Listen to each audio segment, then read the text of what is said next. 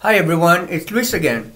Listen, today I'm making a video on how to repot your bifoliate Cattleyas. Now, bifoliate Cattleyas are a little bit different than regular Cattleyas because they're kind of finicky or picky about when they want to be repotted. So first of all, let's point out, in case you don't know what a bifoliate Cattleya looks like, I'm going to point out the difference in what a regular Cattleya looks like and then what a bifoliate Cattleya looks like. A regular Cattleya is going to look like this: root, pseudobulb, and one leaf. It's very simple. Now, in a bifoliate Cattleya, it's going to have, like the name implies, bifoliate, two leaves. So here's an example of a bifoliate. Here's roots, pseudobulb, and one and two leaves. So for each pseudobulb, right there, for each pseudobulb, you're going to have two leaves. Therefore, this is a bifoliate Cattleya. And they're picky about when they want to repot it, when they want to be repotted. So you only want to repot bifoliate Cattleyas when you see signs of new roots. As you can see there, there's signs of new roots. But I'm going to tell you what happened with this plant. This plant had this part attached to it. So imagine this plant was this long. And as you can see the progression of when it was smaller and then it grew bigger. Now, what I noticed was that the last pseudobulbs in the back were becoming desiccated. See how this leaf looks desiccated and crinkled? So is this one. And the pseudobulbs are shriveling. So what I did is I unpotted it because I suspected that while they were in transit, they were shipped wet. And when you have a plant shipped to you that is wet, the roots are going to rot. So what you want to do is aerate the plant or not water it for a couple of days, even a week or so, before you start watering it. Otherwise, the media is too wet and is waterlogged. So I'm going to point out on this one. This is a regular Cattleya, but you can see the crinkling and the wrinkling on this Phalaenopsis. Well, this Phalaenopsis came from the same vendor.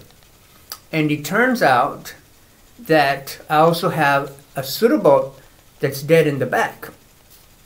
And if you notice, it's all in bark. So my conclusion was that there's no perlite in here, which would maybe the bark is holding too much moisture, especially after that long trip coming over here from Hawaii. So I'm just going to take this apart just to see what the roots look like, because I'm going to repot it anyways because it's showing sign of distress.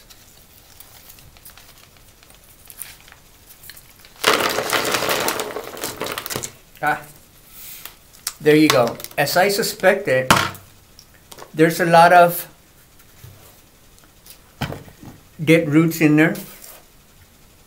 And you could just feel for them.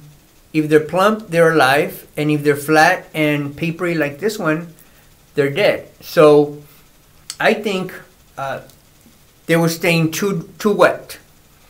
And plus, this pot is a little bit too deep for this Cattleya. So I'm going to repot this one later. But let's address repotting bifoliate Cattleyas. So like I said before, if you start seeing signs of new roots, that's the time to repot. So I already staked this. So what I use is one of these hangers. I put it around the pot and I secure the plant with little ties and little dragonfly clips. And once it's in place, it's so easy because I put a layer of leca pellets in the bottom, right around there, and then I do my 50-50 mix of perlite and bark.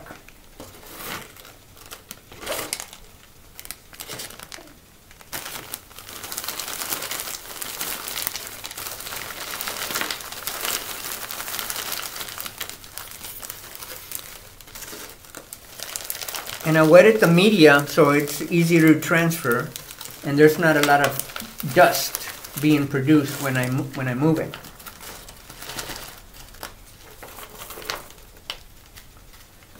So there you go.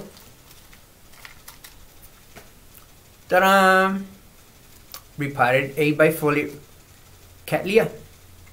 So it's real easy. I'm going to show you. I'm not going to do this one since you already saw me how to do it. But on this one is bifoliate. You see the 2 leaves?